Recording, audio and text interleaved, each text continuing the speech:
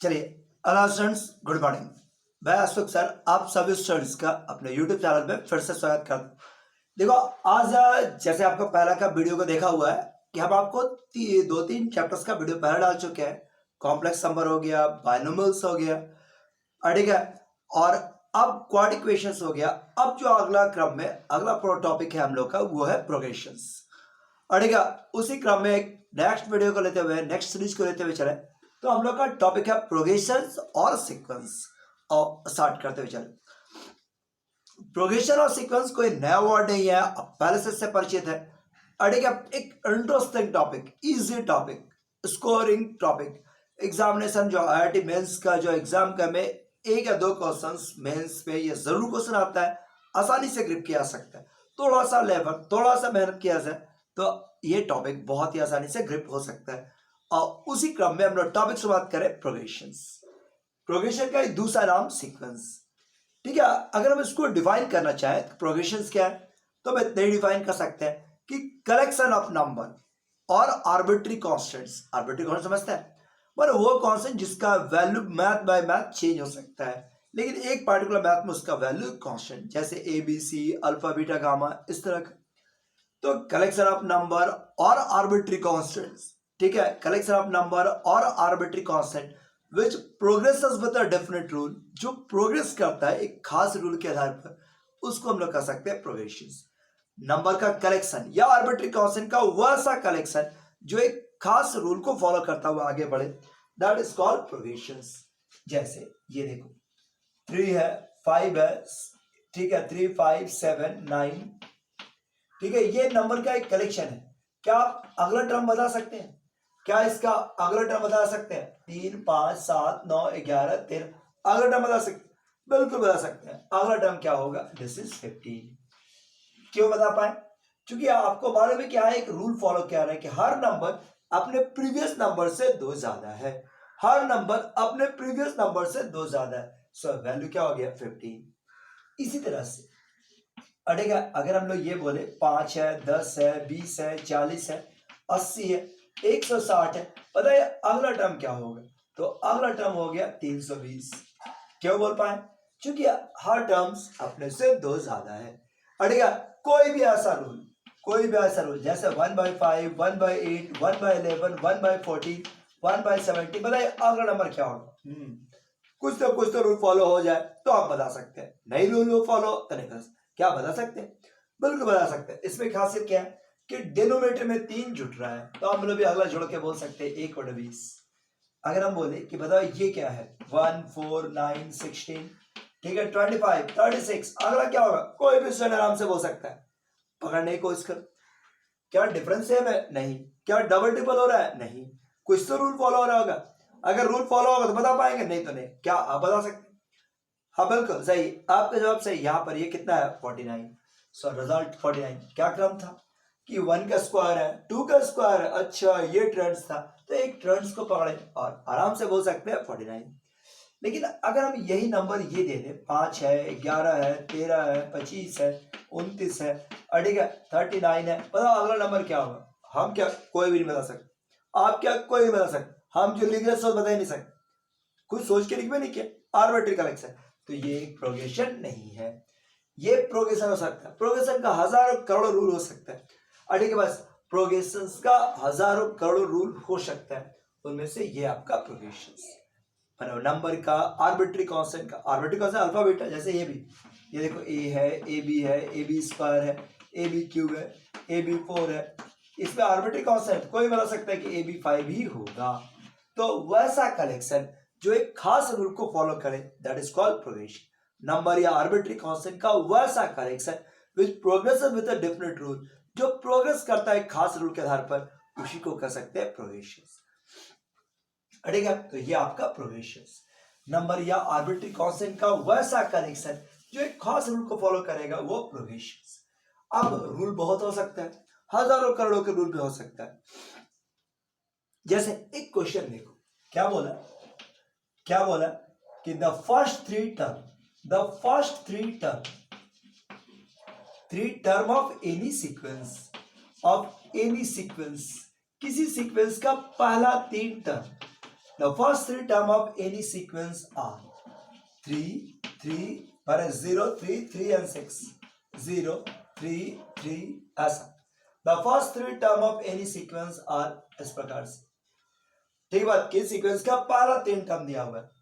And rule क्या लिखता है? एंड ईच टर्म, और रूल बता रहा है each term after the second, and each term after the second, term after second. Second के बाद, सेकेंड के लिए रूल नहीं है, सेकेंड तक के लिए रूल नहीं है, सेकेंड के बाद के बारे में कह रहा है. Each term after the second, after the second is the sum of two preceding term, two preceding terms, then find the fifth term. इसका पांचवा टर्म निकाल दीजिए. Find the fifth term. कोई भी ऐसा रूल लिख सकता है. एक एग्जांपल तुमको दिखा है, ठीक है, ये कोई एपीजीपी की बात नहीं है. एक एग्जांपल, एक सीक्वेंस लिखा जिसका पहला 3 टर्म ये दे दिया, और इसके बाद बात कर रहा है कि सेकंड के बाद तीसरा, चौथा, पांचवा, छठा, सातवां, आठवां, नौवां, सब टर्म का खासियत क्या है कि अपने से पहले वाले 2 टर्म के जोड़ के बराबर. तो कहा कि पांचवा टर्म निकाल दीजिए. अब ये क्वेश्चन कॉपी कलम फॉर्मूला की जरूरत नहीं है, बस लैंग्वेज समझिए और बना दीजिए, लैंग्वेज समझिए और बना दीजिए. ठीक है. सीक्वेंस देखो, अधिकतर क्वेश्चन सेमी वर्ड प्रॉब्लम है, इंडियन इंग्लिश है, प्लेन इंग्लिश है, समझो मीनिंग और निकाल दो. थोड़ा रियल लाइफ का यूज करता हूं, इससे एक क्वेश्चन मेंस में फिक्स है, आएगा ही. ये देखो सीक्वेंस क्या दिया है. अड़ेगा सीक्वेंस तुम्हारे पास क्या है, तो 0, 3, 3. अब बताओ चौथा टर्म क्या होगा, पांचवा टर्म क्या होगा, छठा टर्म क्या, यही ना बोल रहा है. तो हर टर्म में खास है. अब यहाँ पर जो टर्म चौथा, ये अपने से पहले 2 टर्म, ये दोनों, इन दोनों के सम के बराबर, यानी कि 6. अड़ेगा पांचवा टर्म क्या है, ये अपने से पहले वाले 2 टर्म के सम के बराबर. 6 और 3 जोड़ने पर क्या हो गया, 9. ये टर्म क्या होगा, ये टर्म क्या होगा, अपने से पहले 9 से 15, ये वाला क्या होगा 15. और इतना नहीं निकालना था सर जी, आपको 5 में निकालते, 1, 2, 3, 4, 5, यही 5. सब पांचवा टर्म का आंसर कितना हो गया, नहीं. क्या आप नहीं समझ सकते? तो ऐसा कोई भी सीक्वेंस आपको बनाया जा सकता है. अड़ेगा आपको 11th में या कंपटीशन में, आईआईटी में कुछ स्पेशल सीक्वेंस पढ़ना है, जैसे एपी, जीपी, एचपी, कुछ स्पेशल सीक्वेंस, नाम वाला बिना नाम वाला, लेकिन कुछ सीक्वेंस तो पढ़ना है. उसी क्रम में आओ, आज हम लोग से बात करने जा रहे हैं एपी. सोचता है एपी तो जानते ही थे, हाँ बिल्कुल, एपी जो आप पढ़ गया वही एपी, कोई दूसरा एपी थोड़े हो सकता. एपी में पहला क्रम आज सिखाने जा रहे हैं, वो है आपका arithmetic progression. Arithmetic progressions, arithmetic का पहला टॉपिक है अरिथमेटिक प्रोग्रेशंस, मतलब एपी, मतलब एपी. देखिए पहला जो टर्म्स आपको सिखाने जा रहे हैं वो है अरिथमेटिक प्रोग्रेशंस, मतलब एपी. अब बताओ क्या आप एपी के लिए आप अनजान है? क्या आप एपी को नहीं जानते हैं? बस क्या जानते हैं? हाँ ठीक है, सही जवाब. आप जो बोल रहे वही सही कह रहे. वह सा सीक्वेंस जिसमें लगातार टर्म का डिफरेंस कांस्टेंट आ जाए, वह सा सीक्वेंस जिसमें लगातार टर्म का डिफरेंस कांस्टेंट आए, वो एपी. ठीक है बात. कोई वैसा सीक्वेंस कहीं भी लिखो, अगर नंबर का डिफरेंस, हर 2 लगातार नंबर का डिफरेंस निकाला जाए, अगर डिफरेंस कांस्टेंट आ जाए तो सीक्वेंस इज कॉल्ड एपी. वैसा सीक्वेंस जिसमें लगातार टर्म का डिफरेंस कांस्टेंट आ जाए, वो एपी. पर डिफरेंशियल वही दिया जा सकता है कि difference of the conjugative term, difference of conjugative मतलब लगातार, कंजुगेटिव टर्म, ठीक है, इज कांस्टेंट्स.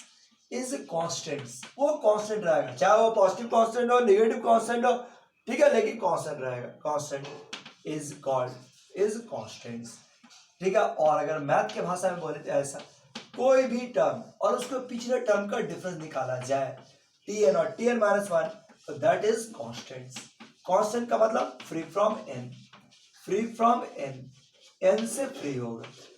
मतलब पांचवा टर्म माने चौथा टर्म करो तब भी वही आएगा, और तीसरा टर्म माने दूसरा टर्म करो तब भी वही आएगा. डिफरेंस फ्री फ्रॉम एन करने का मतलब यही कि पांचवा लो या चौथा लो घटाओ, तब भी वही आएगा. जो तीसरा माने दूसरा आएगा, जो 25वां माने 24वां आएगा, जो 23वां माइनस 22वां आएगा, वही लिखा हुआ है. tn कोई भी सीक्वेंस और उसके डिफरेंस को घटाने पर वो कांस्टेंट आएगा, सच ए सीक्वेंस इज कॉल्ड एपी. क्या ये बात ठीक? एपी का जनरल फॉर्मेट क्या होता है?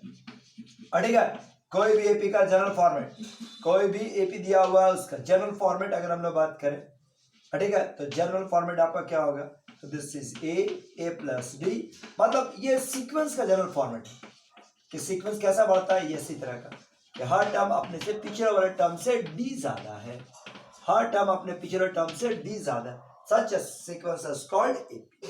यही है एपी, ये एपी का general format, A plus D, A plus 2d, A plus 3d and so on. ठीक है। इसी के आधार पर अगर हम इसका nth टर्म लिखे, इसको देखिए चलो, अब अगर हम इसका nth टर्म लिखे तो nth टर्म का फॉर्मूला क्या होता है, nth टर्म का formula this is a plus n minus 1 into D. अटेगा tn बराबर a plus n minus 1 into D, ये आपका फॉर्मूला। या अगर तुम चाहो तो इसको ब्रेक कर दो, तो a plus N D minus D, यानी कि ऐसा भी बोल सकते हैं कि दिस इज एन डी और ये हो गया a माइनस डी। देखो यही आपका tn, ये आपका tn का फॉर्मूला, दोनों ही है, लेकिन तब भी अगर आपको सीक्वेंस का tn निकालना है तो इसका फायदा लीजिए, अगर tn दिया हुआ है वापस a और d चाहिए तो इसका फायदा लीजिए। नहीं समझा? अगर कोई सीक्वेंस है, जैसे ये देखो कोई एक सीक्वेंस दिखाते हैं, क्या दिया हुआ 5 है 11 है 17 है 23 है, ऐसा आरएनएपी, ये एपी में, ठीक है। अगर हमसे बोला कि इसका 5वां टर्म निकाल दीजिए, तो हम लोग इससे ए निकालो डी निकालो, तुरंत निकालो। ए का मान 5, डी का मान 6, एन का वैल्यू 5, अब फॉर्मूला बढ़ाए तो 5 plus 5 minus 1 into common difference 6, 6 जगह 24 और 5 29, सो 5वां टर्म कितना हो गया 29, वैल्यू इज 29। डायरेक्ट 5वां टर्म पूछा जाए आंसर इज 29, नहीं सीधे आंसर 29। लेकिन इसी का रिवर्स कोई भी इसको निकाल सकता है, पॉजिटिव हो नेगेटिव हो आराम से निकाल सकता। इसी का रिवर्स अगर tn बराबर दिया हुआ 3n प्लस 2, अब पूछा कि a और d का मान निकाल दीजिए, तो जो n का कोफिशिएंट तो वही तो d है, देखो n का कोफिशिएंट वही तो d, तो d का मान सीधे 3, और आपसे ये और 2 का वैल्यू मांग रहा है, तो सोचो अरे बस 3 का वैल्यू इसमें a माइनस डी है आपका 3, a माइनस डी का वैल्यू a माइनस डी बराबर 2, डी का मान 3, तो a बराबर क्या हो गया 5, a का मान 5, क्या है? ठीक है। ऐसे भी n का वैल्यू 1 बढ़ा तो जो आएगा वही 5 है। यहाँ पर n का मेन कोफिशिएंट फायदा लेना, n का कोफिशिएंट कितना हो गया d का मान 3, और उसमें तुम्हारे पास ठीक है a का मान आप आराम से निकाल सकते हैं, k का वैल्यू 5। तो tn निकालना दिए, tn दिया हुआ है, n निकालना है या d निकालना है, तो ये वाला फायदा लीजिए, जरूर इसका फायदा हो सकता है। जैसे अब कोई क्वेश्चन रहेगा, कहेगा देखो एक बार फिर से tn, अगर कोई सीक्वेंस का tn दिया हुआ है, फिर से एक एग्जांपल ले लेते हैं। दिस इज मान लो 17 है 15 है 9 13 है 12 11 है, ऐसा आरएनएपी। अगर हम तुमसे कहें कि 10वां टर्म निकाल यार बस, तो फर्स्ट टर्म ए पहचानो, ए का मान 17, ए मतलब फर्स्ट टर्म, आप 10th में पढ़े हुए, इस पे ज्यादा डिटेल नहीं घुस रहा। डी का मान सेकंड टर्म माइनस इतना, डी का वैल्यू पॉजिटिव नेगेटिव फ्रैक्शन सब चलेगा, एन का वैल्यू 10, सो ये वैल्यू क्या हो गया 17 प्लस 10 माइनस 1, कॉमन डिफरेंस -2, 9 दिन 18, आंसर इज -1, सो t10 का वैल्यू क्या हो गया -1। इसी का रिवर्स अगर कोई एपी है और जिसका nth टर्म का वैल्यू दिया हुआ है 4n-1, और आपसे कहा कि a और d का मान निकाल दीजिए, आपसे कहा a और d का मान निकाल दीजिए, क्या आप निकाल सकते हैं? अगर nth टर्म का वैल्यू है 4n-1 और कहा कि a और d का मान, तो d तो यही वाला हो गया, d का मान 4, डायरेक्ट d का मान 4 और a का मान n का वैल्यू 1 बढ़ा दो तो 4-1 यानी कि 3। फॉर्मूला a माइनस d का भी जरूरत नहीं, सीधे वैल्यू बढ़ा लो, n का वैल्यू 1 तो यही a है, और d का मान क्या हो गया 4, सो d का मान 4 और a का मान 3, आप डायरेक्ट निकाल सकते हैं, a और d भर निकाल सकते हैं, tn लिख दिया हुआ है, a और d निकाल लीजिए, आराम से आंसर हो जाएगा ना बस, तो कोई दिक्कत नहीं है। चलिए ठीक है, इसके बाद tn आप देख लिए, ये आपका tn था, nth टर्म एपी का nth टर्म का रूल्स आपको दिखाए। अब बताइए एसएन दिया हुआ है, एसएन का formula sum of n term of AP, sum of n terms of AP, आप 10 से जानते हैं क्या फॉर्मूला पढ़ के आए, आप फॉर्मूला पढ़े n/2 2a plus n-1 into 100%, यही फॉर्मूला हम भी दिखाएंगे।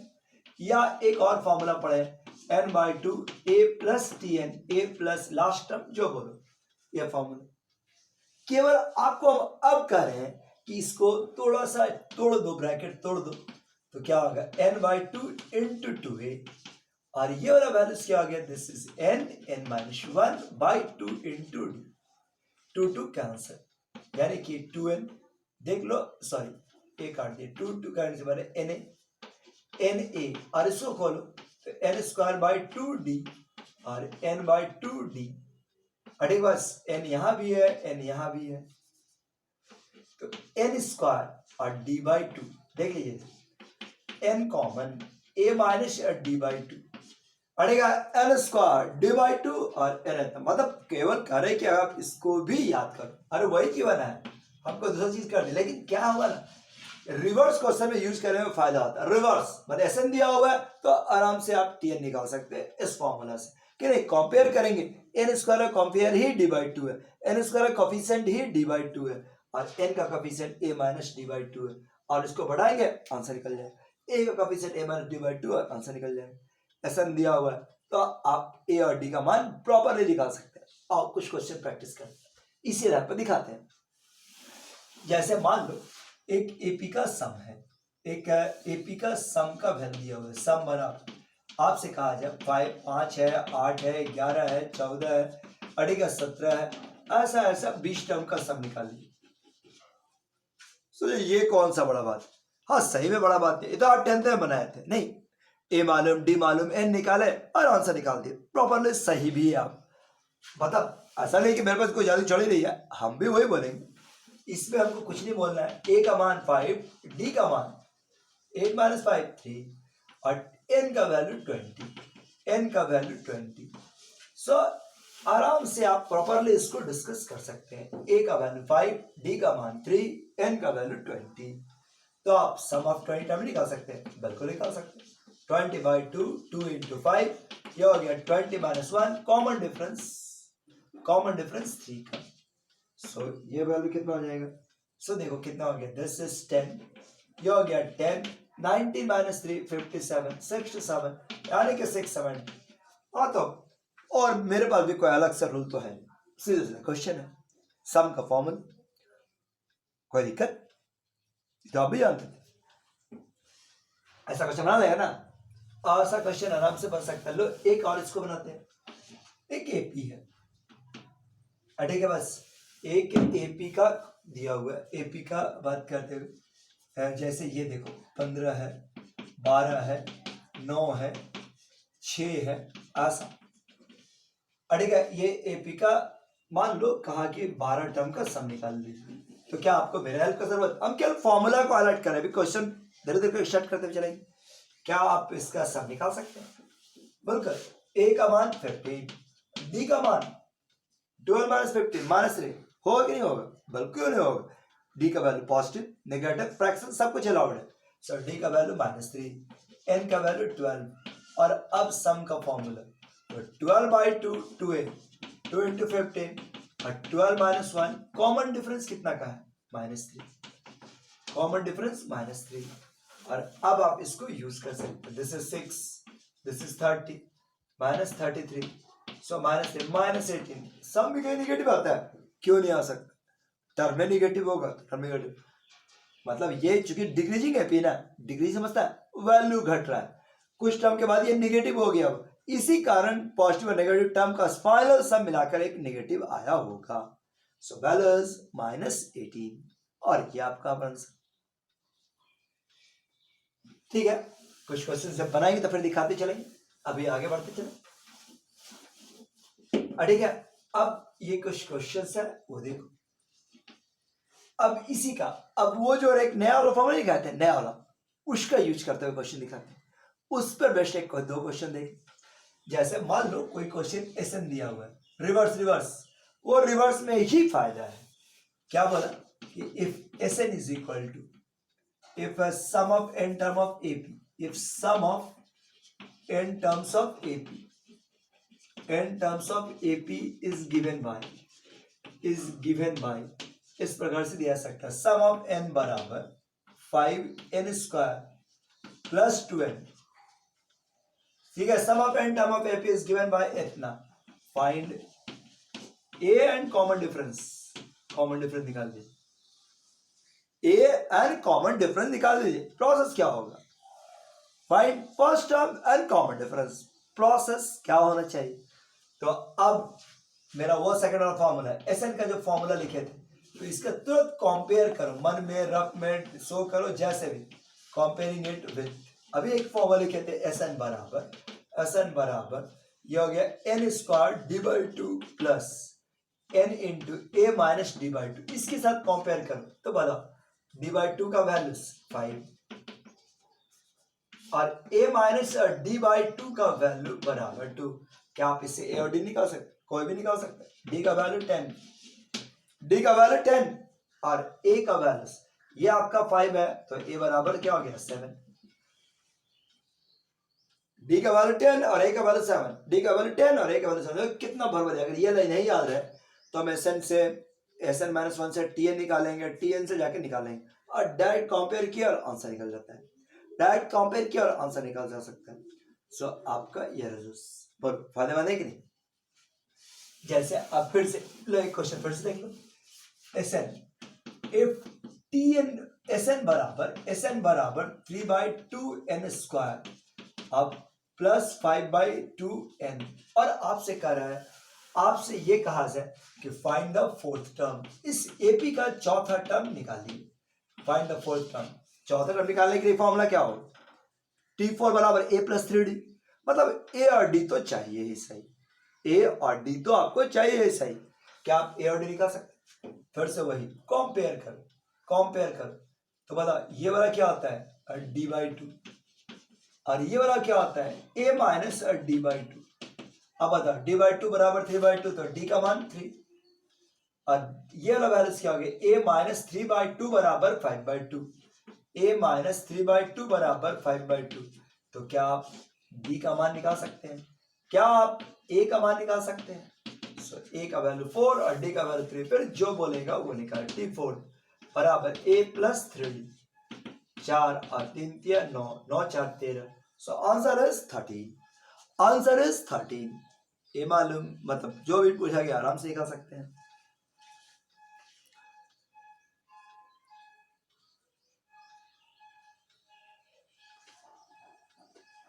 इस तरह के आप रूल को डिस्कस कर सकते हैं।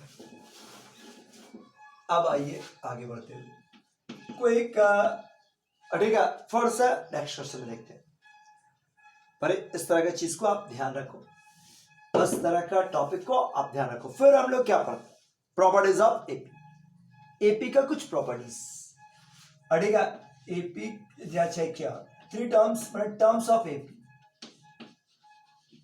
टर्म्स ऑफ एपी, एपी का कुछ टर्म लेना तो कैसे लेंगे एपी का टर्म्स। तो अगर 3 टर्म लेना हो, 3 टर्म्स ऑफ एपी, तो एपी का देखो 3 टर्म तो हम लोग कुछ भी ले सकते हैं। हम ले सकते हैं ए माइनस डी, ए और A plus D, A minus D, ए और ए प्लस डी ले सकते हैं। लेकिन मतलब या ए प्लस डी, ए प्लस 2d ऐसा ले सकते हैं, कुछ भी ले सकते हैं। मेरा मन क्या है ए प्लस 7d, ए प्लस 8d और ए प्लस 9d भी ले सकते हैं। लेकिन हमको लेने में फायदा क्या है, वह सा टर्म लिया जाए ताकि कैलकुलेशन थोड़ा आसान हो जाए। तो ऐसा में लेने में क्या फायदा, पता ये ले जनरली क्वेश्चन में फायदा हो जाए कि आप ऐसा टर्म ले, ताकि जब जोड़े तो डी और डी कट गया और वेरिएबल एक कम जाए तो स्वाभाविक है मैथ इजी हो जाए। तो हम लोग अगर कभी 3 टर्म लेना हो तो हम 3 टर्म्स के रूप मिलना चाहेंगे तो ये लेंगे ए माइनस डी, ए और ए प्लस डी। पड़ेगा 3 टर्म लेना हो तो ये ए माइनस डी, ए और ए प्लस डी। अगर 4 टर्म लेना हो, 4 टर्म्स ऑफ एपी, एपी का 4 टर्म लेना हो तो हम क्या लेना चाहेंगे ए माइनस 3d, ए माइनस डी, ए प्लस डी और ए प्लस 3d, कुछ ऐसा। ए माइनस 3d, ए माइनस डी, ए प्लस डी और ए प्लस 3d, कुछ ऐसा लेंगे। अब सोचो अगर हम 5 टर्म लेना हो, 5 टर्म्स, तो इसको ध्यान रखो 3 टर्म और 4 यही को बेस बना लेना। इसमें कॉमन डिफरेंस कितना का ले रहे थे डी का, और इसमें कॉमन डिफरेंस कितना का ले रहे हैं तो 2d का।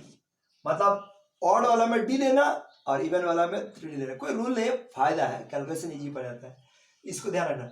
अगर मान लो 5 टर्म, तो इसी में दोनों तरफ एक टर्म बढ़ा दो, 6 टर्म तो 4 वाले में एक टर्म बढ़ा दो, तो 5 टर्म लेना गया तो क्या कॉमन बढ़ाने समय कॉमन डिफरेंस डी लेना है।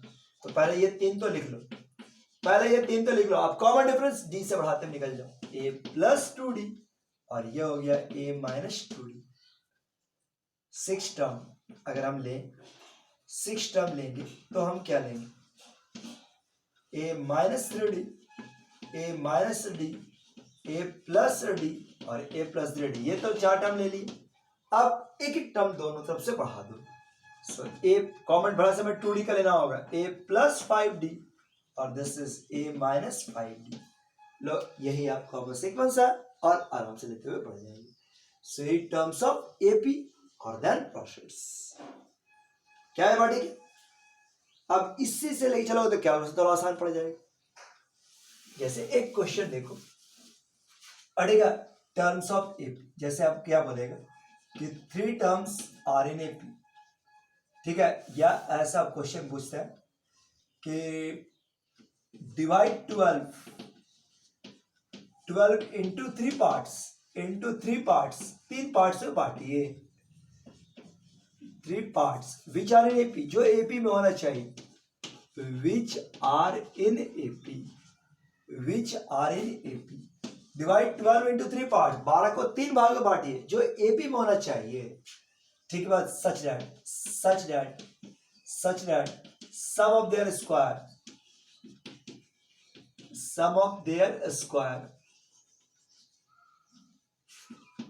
इज 66। मतलब छोटा सा क्वेश्चन है, 12 को 3 भाग में बांटिए, विच आर इन AP, जो AP में होना चाहिए, such that sum of their square is 66, ताकि उनके स्क्वायर का सम 66 के बराबर है। 12 को 3 भाग में बांटिए, और डिवाइड वाला बांटना नहीं, बांटना मतलब वो जो 3 पार्ट जिसको बोल रहा है उनको जोड़ने पर कितना आएगा 12। डिवाइड का मतलब वापस, डिवाइड का मतलब वो भागा वाला डिवाइड नहीं है, 3 भाग में अलग अलग विभाजित कर दीजिए, मतलब इनको जोड़ने पर 12 आना चाहिए। सॉल्यूशन शुरू किए। लेट 3 पार्ट्स आर, बताओ 3 पार्ट्स क्या क्या ले लें हम, एक 3 पार्ट्स AP का ले, ऐसा कि वो AP हो तो हम 3 पार्ट्स क्या लेंगे, a माइनस डी, a और a plus D, a minus D, a और a प्लस डी, बोलो या तो बढ़ी क्या। Let the 3 parts are a minus D, a plus D. अब बताओ क्या गिवन है, कि इन तीनों पार्ट्स का जो सम है और that should be equal to 12। इन तीनों पार्ट्स का जो सम है उनका वैल्यू कितना होना चाहिए 12। ऑल्सो और क्या दिया हुआ है कि सम ऑफ देयर स्क्वायर, और उनके स्क्वायर का जो सम है, और that should be equal to 66, वो 66 के बराबर है। 2 इक्वेशंस 2 वेरिएबल, सॉल्व कीजिए आराम से आंसर। बोलो ऐसा क्वेश्चन बन जाएगा, 2 स्क्वायर है, दोनों को स्क्वायर करके किया जाए तो उसका सम हो गया ऐसा। अब ये देखो d और d कैंसिल, 3a बराबर 12, पता a का मान कितना हो गया 4, a का मान 4। अब इसको ओपन किया जाए तो a square plus d square minus 2ad, this is a square और d स्क्वायर और 2ad बराबर क्या हो गया 66। 2ad और 2ad cancel, 3a square plus 2d square बराबर 66, a का वैल्यू 4, 16 या 48 प्लस 2d स्क्वायर बराबर 66, 48 उधर ले आए घटाओ, ठीक है, 48 उधर ले आए घटाओ, कितना देगा 48 2 50, 16 2 18, माना 2d स्क्वायर बराबर 18, ठीक है, d बराबर 9, d का वैल्यू क्या हो गया प्लस माइनस 3, d का वैल्यू प्लस माइनस 3, a का वैल्यू 4, d का वैल्यू 3, a का वैल्यू 4, d का वैल्यू 3, a का वैल्यू 4 और d का वैल्यू माइनस 3। तो बता क्या आप 3 नंबर नहीं निकाल सकते, बड़ा 4 और 3, 4 में से 3 है 1, ये 4 और ये 7, और ये क्या हो सकता है 7 4 है। तो आसान क्वेश्चन है ना, इजी, सीधा सीधा कंसेप्ट है, सीधा रूल और आंसर। चलिए माने जब भी नंबर लेना हो तो ऐसा लीजिए तो कैलकुलेशन थोड़ा आसान पड़ जाता है, कोई दिक्कत ठीक। अब एपी का कुछ प्रॉपर्टीज, ठीक है, एपी का सीक्वेंस का कुछ प्रॉपर्टीज पर देखते हुए चले। Sum properties of AP. AP का कुछ सीक्वेंस का कुछ प्रॉपर्टीज बताइए। पहला प्रॉपर्टीज क्या नाम है? कोई एक एपी का सीक्वेंस दिया हुआ है, अगर उसके सारे टर्म के साथ सेम कांस्टेंट जोड़ दो, घटा दो, डिवाइड कर दो या मल्टीप्लाई कर दो, तो जो नया सीक्वेंस बनेगा वो एपी का ही सीक्वेंस होगा। If same constant is added, ठीक है, बस ऐसा लिख सकते हैं। If same constant is added, subtracted, multiplied or divided with each term of an AP AP के सारे टर्म के साथ सेम कांस्टेंट जोड़े जाए, घटाया जाए, डिवाइड या मल्टीप्लाई किया जाए, then the resulting term also forms a AP। then the resulting terms form से एपी, तो वो एक एपी बनाएगा। तो रिजल्टिंग टर्म्स फॉर्म से एपी, तो जो रिजल्टिंग टर्म्स है वो एक एपी का ही सीक्वेंस तैयार करेगा। रिजल्टिंग टर्म्स फॉर्म से एपी मतलब जैसे ये देखो 3 है, 7 है, ठीक है, 11 है, 15 है, आर एन एपी, ये एपी है। क्या है? ठीक है। अगर तुम्हारे पास कहा जाए कि इसमें हम ऐड कर दे 2, सब में 2 जोड़ दे, सब में 2, 3 + 2 5, देखो कितना हो गया, 9, 13, 17। अब गौर से देखो ये जो रिजल्ट बना, क्या वो एपी है?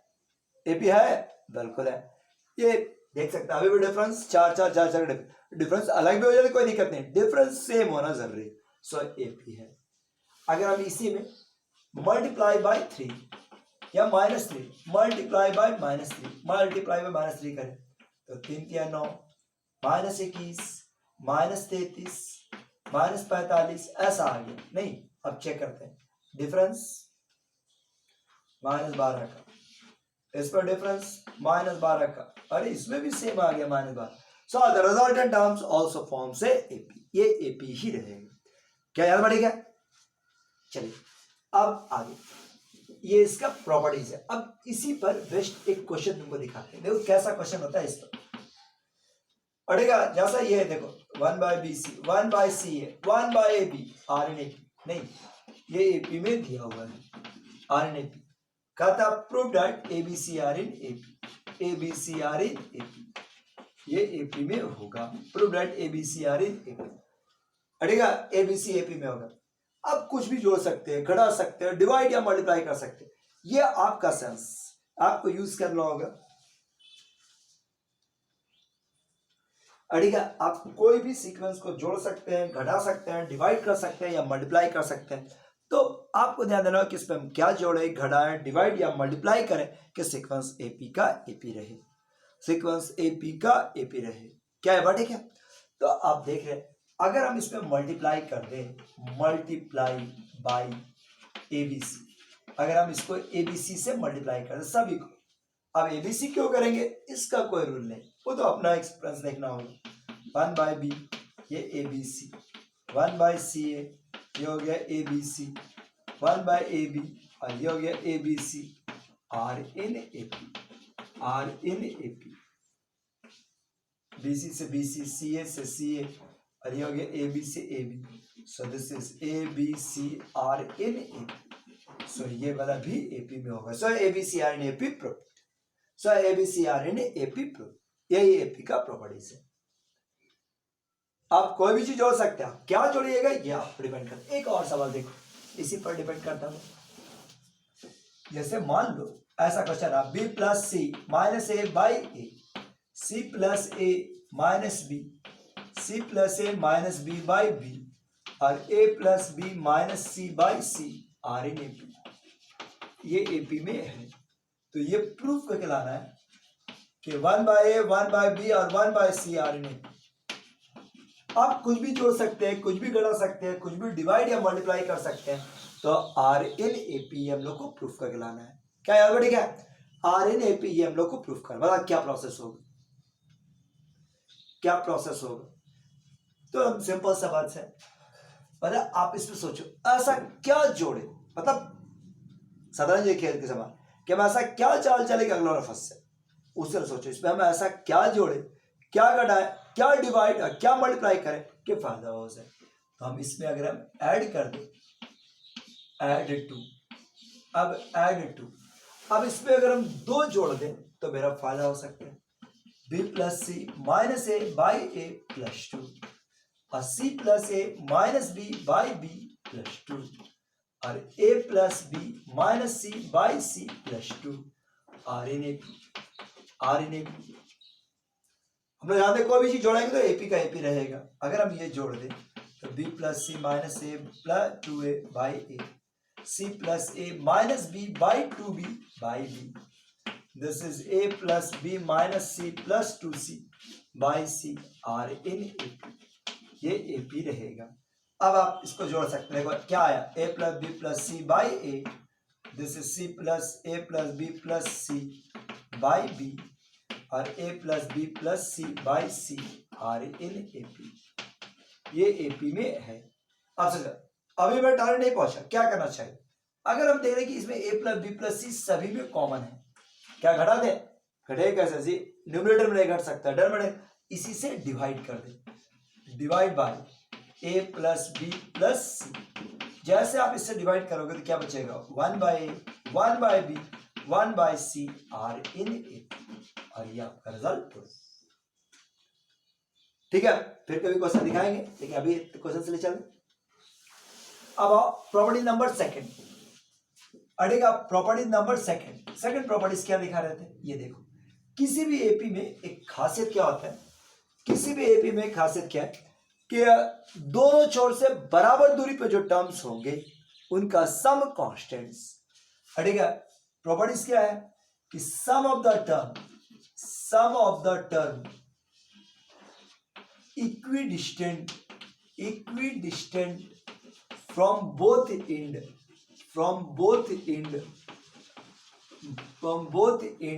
is constant।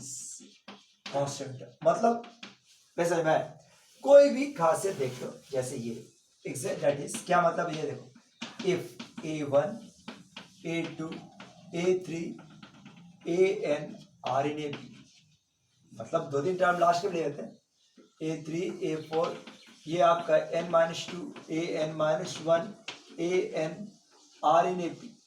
मान लो ये ap में रहा तो क्या बोल रहा है कि दोनों छोर से बराबर, इधर से बराबर दूरी पे जो टर्म्स हो, जैसे पहला, ठीक बात, r in ap, so a1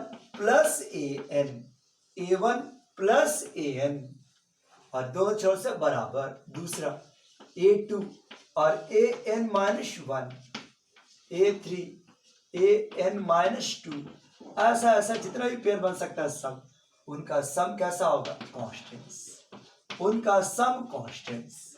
ये आपका प्रॉपर्टी नंबर 2 कि अगर एपी का एक खासियत है कि अगर लगातार टर्म पर दोनों छोर से बराबर दूरी पर जो टर्म्स होंगे उनका सम कांस्टेंट होगा। इस बात का फायदा लेते हुए कुछ क्वेश्चन बनता है। एक एग्जांपल दिखाते, एक एग्जांपल देखो, जैसे एग्जांपल के तौर पर क्या बोल रहे हैं कि if a1 a2 a3 a4 a5 r in ap, मान लो ये AP में है, R in AP and a third का वैल्यू 4 है, then find a1 plus a2 plus a3 plus a4 plus a5 का वैल्यू निकाल दीजिए। सोचो एक ही डाटा दिया हुआ है कि थर्ड टर्म का वैल्यू 4 है, तो ये डाटा निकाल दीजिए। अब इधर जगह है चाहिए हमको, बिठाते इसको देख लेना वैसा भी। अब ये इसको देखो ध्यान से, अब अगर ये दिया हुआ है और ये प्रूफ करना है तो अभी हम क्या समझाएं, a1 और a5 का सम का वैल्यू देखो दोनों तरफ से गिवन बाय प्रॉपर्टीज, ऐसा लिखते हैं बाय प्रॉपर्टीज, दोनों तरफ से फर्स्ट मतलब a1 और a5 का वैल्यू वही होगा जो दोनों तरफ से सेकंड मतलब a2 और a4 का सम होगा, दोनों तरफ से थर्ड a3 और a3 के सम के बराबर होगा, और तो कोई है ही। इतना ही पेयर हो सकता है, इतना ही का वैल्यू होगा। ये हम लोग बाय प्रॉपर्टी लिखे। अब सोचो a1 प्लस a5, a3 का वैल्यू क्या दिया 4, तो हम इसको क्या है 4 प्लस 4, 4 प्लस 4, इसके आधार पर इसका भी वैल्यू 4, इसका वैल्यू 4 प्लस 4, सो वैल्यू क्या हो गया 8। मतलब a1 प्लस a5 का वैल्यू 8, a2 प्लस a4 का वैल्यू 8, और खुद a3 का मान कितना है, अब इसको 8 मत लीजिए ना, इसका वैल्यू 4 है ना, ये 8 है, ये 8 है और ये 4 है। अब ये चीज को देखो a1 प्लस a5 का वैल्यू 8, a2 प्लस a4 का वैल्यू 8 और a3 का वैल्यू 4, सो हो गया 8 प्लस 8 प्लस 4, सो 8 8 16 और 4 20, सो सम इज 20, सम इज 20। तो ये एपी का खासियत, यह एपी का ये प्रॉपर्टीज, इसी पर बेस्ट आपका क्वेश्चन हो सकता है। रिवर्स क्वेश्चन दिया जा सकता है और रिवर्स क्वेश्चन भी दिया जा सकता है, और ठीक है जैसे ये देखो क्या बोलेगा, इसी का एक और क्वेश्चन एग्जांपल देगा, लिखेगा इफ a1 a2 a3, ठीक है, या ऐसा 2, देखो ऐसा रहता है इफ a1 मतलब 2a1 2 comma a1 a2 a3, ठीक है, ये वैल्यू तुम्हारे पास क्या हो गया a9, कुछ भी है, ये वैल्यू तुम्हारे पास क्या हो गया a9, ऐसा ऐसा करके आपसे ये कहा जाए कि ये वैल्यू 10 आर इन एपी, ये एपी में दिया हुआ है आर इन एपी, और क्या आएगा फाइंड a5, फाइंड a5 का वैल्यू निकाल दीजिए, फाइंड a5 का वैल्यू निकाल दीजिए।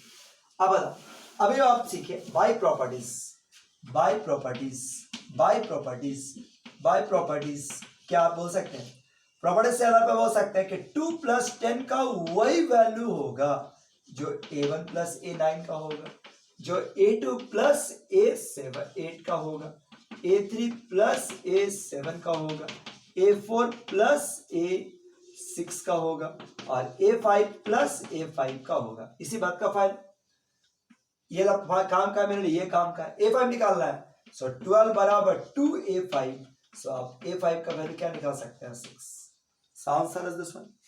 पर आप प्रॉपर्टीज अगर जान रहे हैं तो आराम से इस बात का फायदा निकाल सकते हैं, क्या है बात, ठीक है।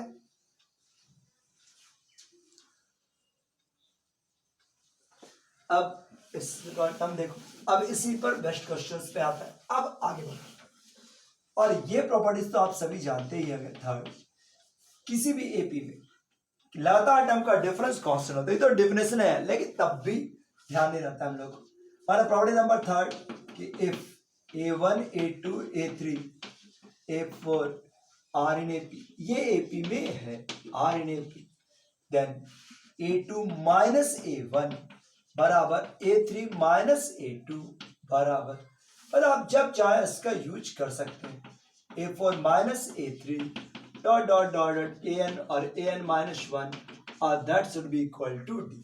आप इस बात का फायदा आप जब चाहे ले सकते हैं, ठीक है, इसका रिजल्ट आप यूज करके सवाल बना सकते हैं, या आपका एपी का प्रॉपर्टीज। अब देखो इसी में बेस्ट एक क्वेश्चन दिखाते हैं एग्जाम्पल, जैसे क्या बोला जाए a1 a2 a1 a2, कहा a2 a3 a3 a4, ऐसा लिख देता है, ठीक है।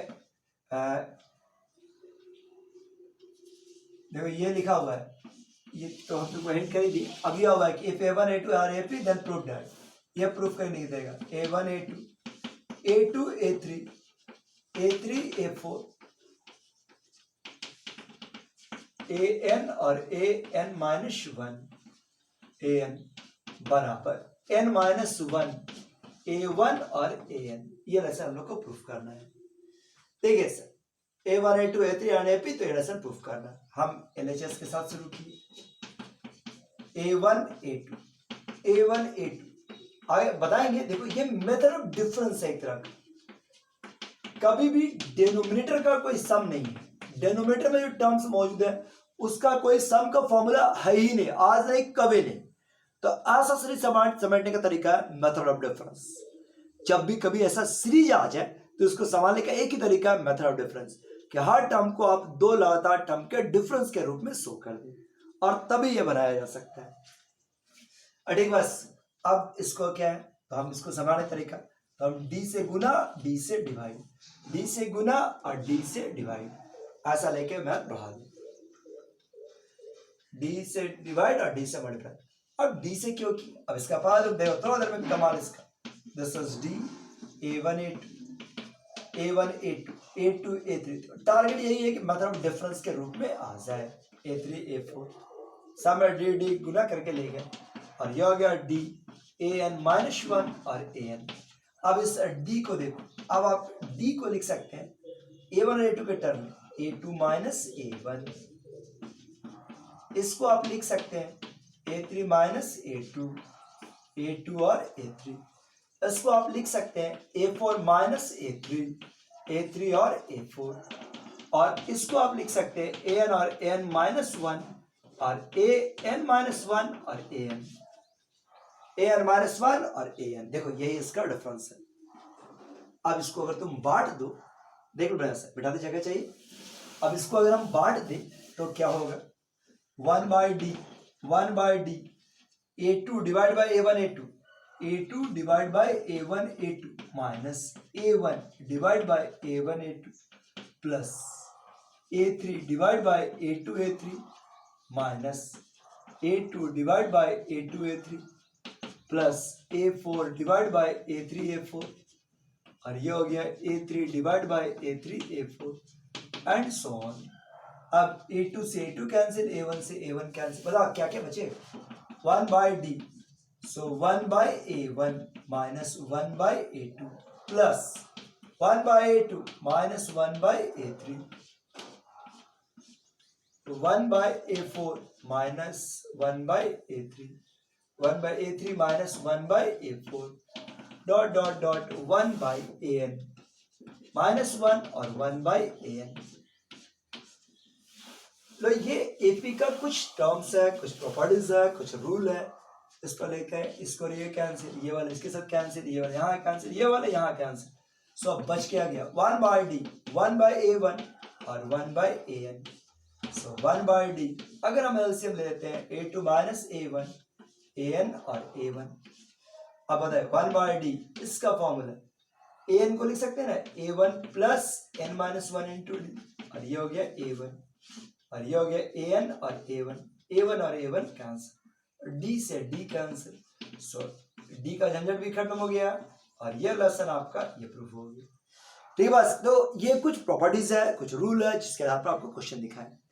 अब आज के लिए इतना ही रह जाए, नेक्स्ट क्लास में हम आपको फिर से बैठ करेंगे, ठीक है, कुछ क्वेश्चन के साथ, एपी के कुछ बेहतरीन क्वेश्चन के साथ बैठ करेंगे, वो भी देखिए आप इसके वीडियो को कवर कर लीजिए, ज्यादा जल्दी कवर कीजिए ताकि नेक्स्ट वीडियो को आप अपडेट रहे और तैयार रहें घर से बैठ। ठीक है, थैंक यू, बाय बाय।